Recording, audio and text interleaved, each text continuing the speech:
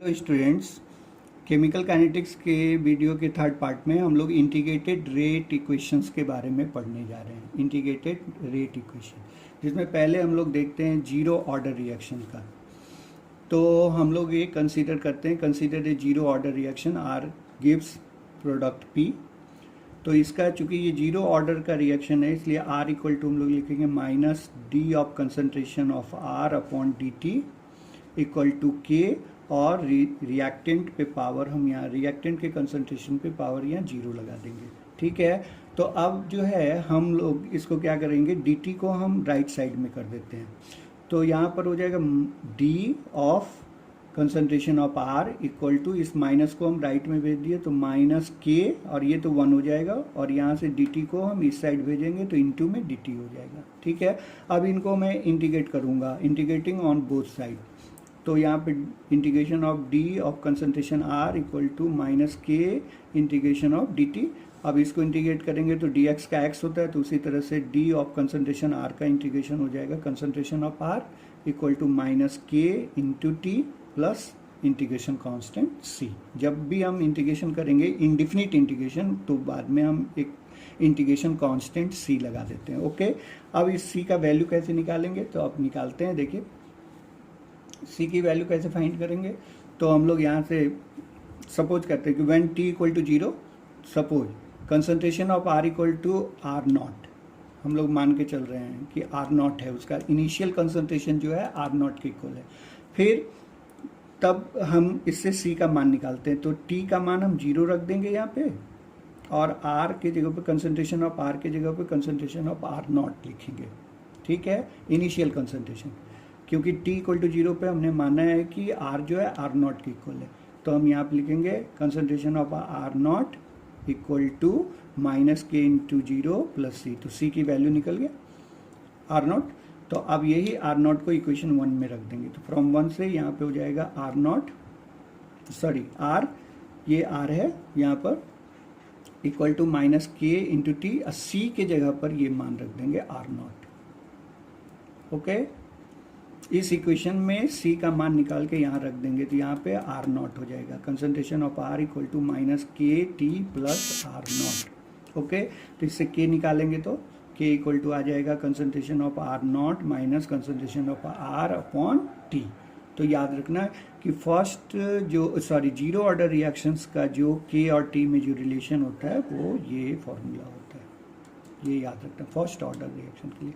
फिर अगर हम इसका ग्राफ अगर खींचना चाहें तो ये देखिए आप इस इक्वेशन को गौर से, ठीक ये क्वेश्चन आपको लग रहा होगा जैसे यहाँ पर लिख दिया जाए y equal to M X plus C, Y equal to M X plus C, यानी जस्ट ये स्ट्रेट लाइन है, स्ट्रेट लाइन का इक्वेशन है, और यहाँ पर जो m है स्लोप वो देखिए माइनस के बराबर है, माइनस के।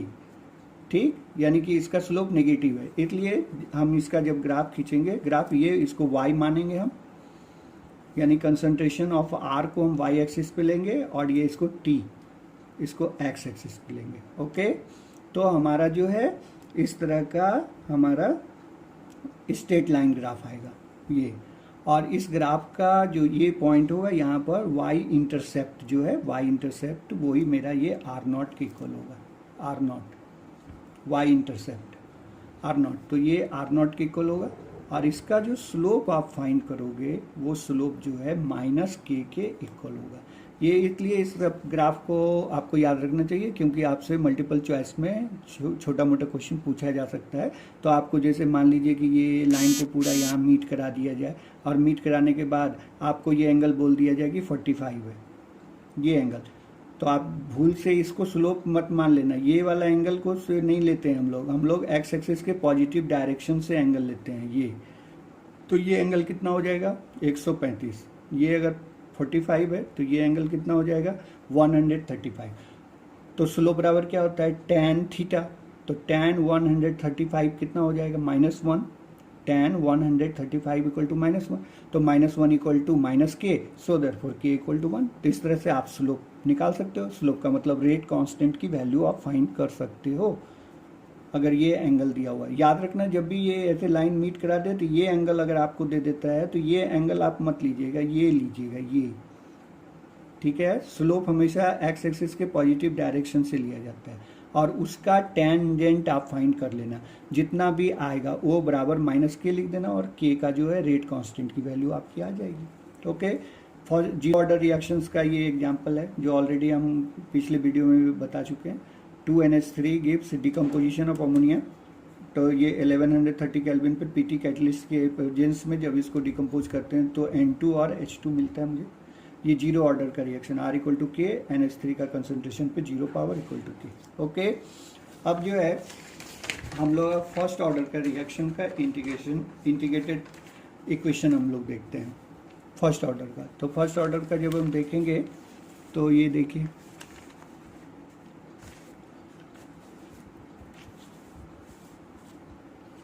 First order reaction, consider a first order reaction R gives P, तो R इक्वल टू लिखेंगे माइनस dR/dt। आप ये कंसंट्रेशन के रूप में हमेशा याद करो, बिग ब्रैकेट में ही लिखना कंसंट्रेशन को।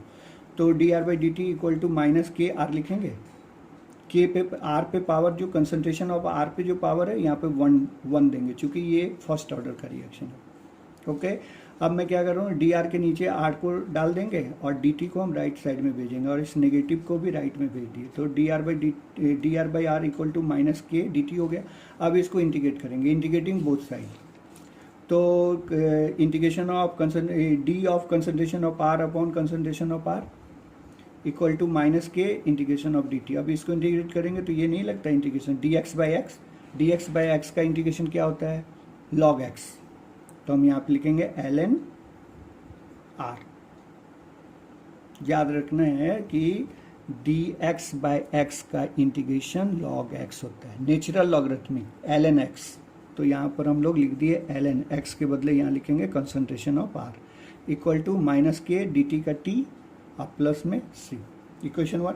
अब मैं ये c को इंटीग्रेशन कांस्टेंट कहते हैं, अब मैं c का मान निकालूंगा, तो सपोज करेंगे कि व्हेन t इक्वल टू 0, तो initial concentration of R naught K equal मान लेते हैं, R नॉट के इक्वल है, तो हम यहाँ पे लिखेंगे ln concentration of R not equal to minus K, t की जगह 0 डाल देंगे प्लस c, तो c का मान आ जाएगा मेरा ln R नॉट। ओके, तो अब ये c का मान यहाँ से निकालने के बाद इस इक्वेशन में रखेंगे, तो इस इक्वेशन में रखेंगे तो क्या आ जाएगा, लेफ्ट साइड में ln R concentration of R equal to minus के टी प्लस यहाँ पे आ जाएगा ln R नॉट। ठीक, अब इससे के टी को हम लेफ्ट साइड में ले आए तो क्या हो गया, ln R not minus ln R, के बराबर हो जाएगा 1/t ln R not by R। Okay, अब यहाँ पर याद रखना ln नेचुरल लॉगरिथमिक को अगर log बेस 10 पे अगर कन्वर्ट करना हो, ln को log यानी log लिखते हैं तो बेस 10 होता है, ln लिखते हैं तो बेस e होता है, याद रखने को।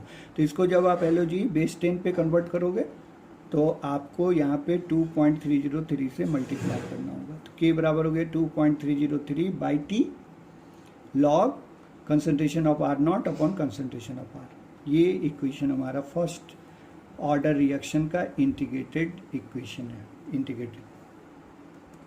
ठीक है, अभी जरा आप इसका ग्राफ के बारे में थोड़ा देखिए कि अगर हम मान लीजिए सपोज करिए कि हम ये वाला इक्वेशन उठाते हैं,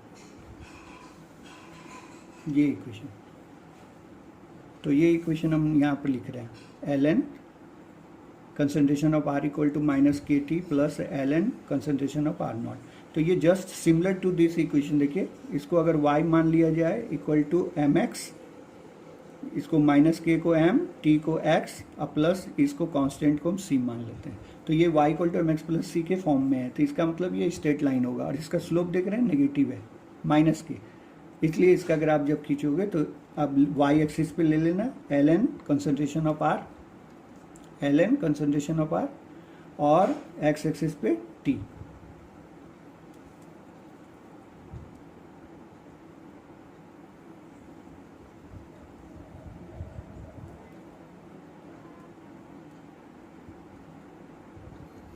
ये याद रखना 0 नहीं है, t, ओनली t लिखा गया है, x एक्सिस पे t।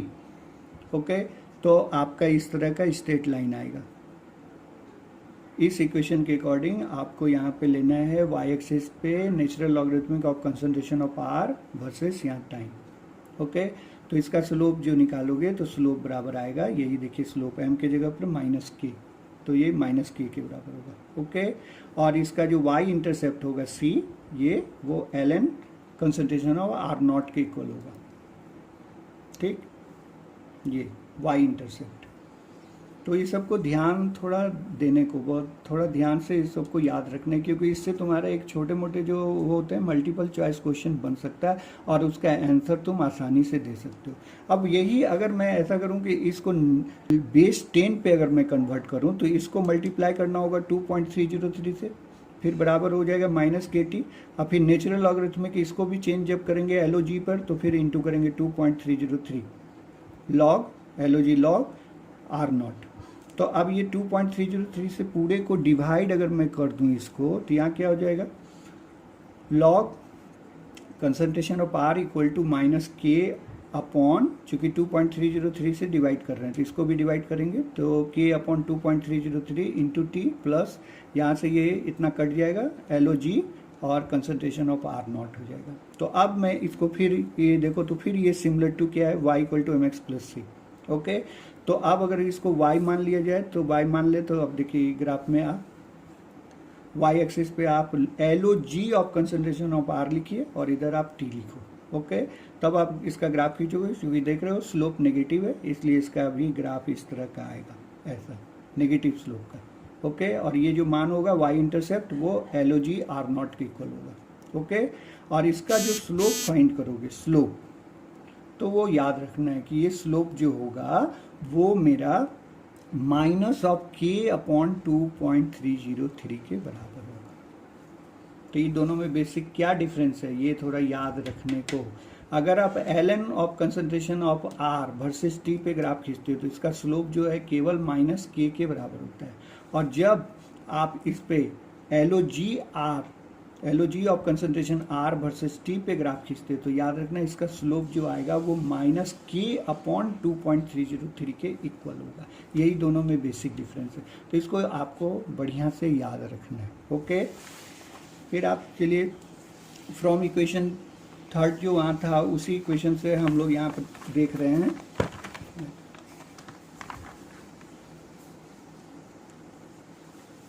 फ्रॉम इक्वेशन थर्ड से K equal to 1/t L N R not by R था, तो इसको हम यहाँ से चाहें तो हम क्या कर सकते हैं, के टी को इधर कर दिए तो क्या हो जाएगा L N R not by are,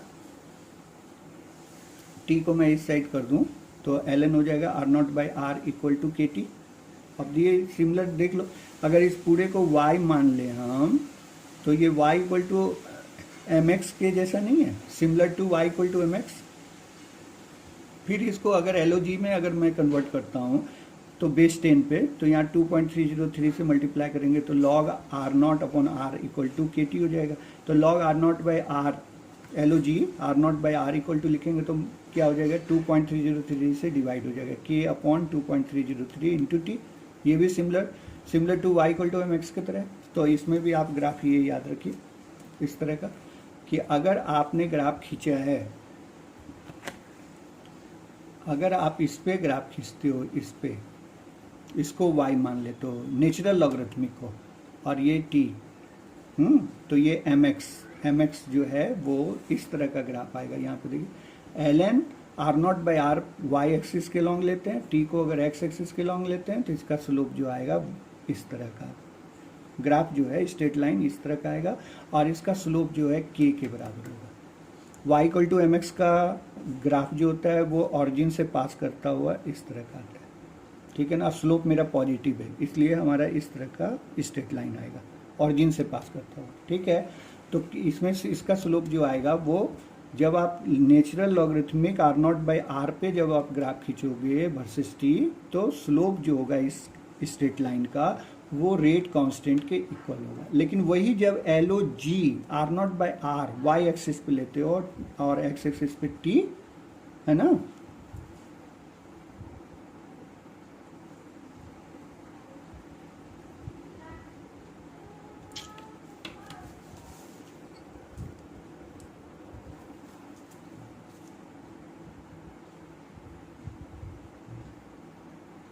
ये इधर टी है।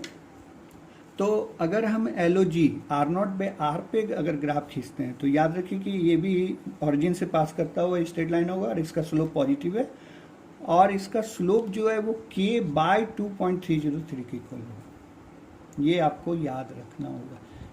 वहाँ भी बताया बेसिक डिफरेंस, यहाँ भी देखो L N natural logarithmic R not by R versus T पे खींचा हुआ है तो स्लोप जो है सीधा के बराबर बता रहा है। और जब हम एल ओ जी पर खींचते हैं L O G R not by R versus T पर तो याद रखना स्लोप जो होगा वो के अपॉन 2.303 के इक्वल होगा, क्योंकि ये देख लो एल ओ जी वाले में यहाँ के अपॉन 2.303 है जबकि नेचुरल लॉगरिथमिक वाले में केवल के है। तो ये ध्यान रखना है। ओके, अब आप देख लीजिए एक दो क्वेश्चंस हैं न्यूमेरिकल क्वेश्चन, बहुत ही इस पे जो भी न्यूमेरिकल क्वेश्चन होंगे बहुत ही आसान होते हैं, इसलिए आप बहुत ही आसानी से इसको बना सकते हो। यहाँ आप देखो क्वेश्चन नंबर, यहाँ एग्जाम्पल नंबर 4.5 का एक क्वेश्चन है ये। The initial concentration of N2O5 in the following first order reaction N2O5 gas gives 2NO2 gas plus half O2 gas was 1.24 into 10⁻² मोल पर लीटर। इनिशियल जो इसका जो कंसंट्रेशन है एट 318 केल्विन, ठीक है। इनिशियल कंसंट्रेशन ये दिया हुआ है, इसका फर्स्ट ऑर्डर का रिएक्शन है ये और इनिशियल कंसंट्रेशन ये दिया हुआ है। Okay, the concentration of N2O5 after 60 minutes was 0.20 into 10⁻² मोल पर लीटर, यानी 60 सेकेंड के बाद इसका जो है कंसंट्रेशन 60 मिनट के बाद 60 मिनट के बाद इसका कंसंट्रेशन 0.20 इंटू 10⁻² मोल पर लीटर हो जाता है। Calculate the rate constant of the reaction at 318 kelvin, ठीक है। तो चूंकि ये फर्स्ट ऑर्डर का रिएक्शन है तो फट से आप लिखिए के इक्वल टू 2.303 अपॉन टी। अभी rate equation of first order reaction अभी देखे हम लोग, जिसमें ये इक्वेशन हमारा बना था K equal to 2.303 upon T log L O G R not by R. तो आर नॉट याद रखना ये इनिशियल कंसंट्रेशन होता है और ये मेरा जो है final concentration at time T time पे ये मेरा कंसंट्रेशन होता है। तो टी इक्वल टू कितना दिया हुआ है 60 मिनट। तो 60 मिनट में 60 इंटू 60 करेंगे तो 3600 सेकेंड आएगा। फिर यहाँ पे आर नॉट देखिए ये दिया हुआ इनिशियल कंसंट्रेशन 1.24 इंटू 10⁻² मोल पर लीटर और आर जो है वो आफ्टर 60 मिनट इसका कंसंट्रेशन यहाँ से देखिए 0.20 इंटू 10⁻² मोल पर लीटर है। तो यहाँ से हमने आर लिख दिया। तो यहाँ से के इक्वल टू लिखेंगे 2.303 अपॉन टी के जगह पर ये लिख देंगे, फिर लॉग, फिर यहाँ पर आर नॉट का मान रखेंगे इनिशियल कंसंट्रेशन और फिर नीचे हम आर का मान रखेंगे। तो इसको आपके काट दीजिए, फिर इसको इससे डिवाइड करेंगे तो आपका 6.2 आएगा। इसका लॉग आप देख लीजिएगा बेस 10 पे जो बुक वगैरह में दिया हुआ रहता है लॉग टेबल में, तो उस पर देखिएगा तो इसका मान आएगा 0.7923 और इसको कैलकुलेट करने पर ये आंसर आता है 5.06 इंटू 10⁻⁴ पर सेकेंड। चूँकि ये फर्स्ट ऑर्डर का रिएक्शन है इसलिए रेट कांस्टेंट का यूनिट जो लिखना है वो पर सेकेंड लिखना है। ओके, अब यहाँ देखिए ये हमारा एक टिपिकल क्वेश्चन है, खैर इसको मैं बाद में बताऊँगा आपको, ये थोड़ा डिफिकल्ट क्वेश्चन है।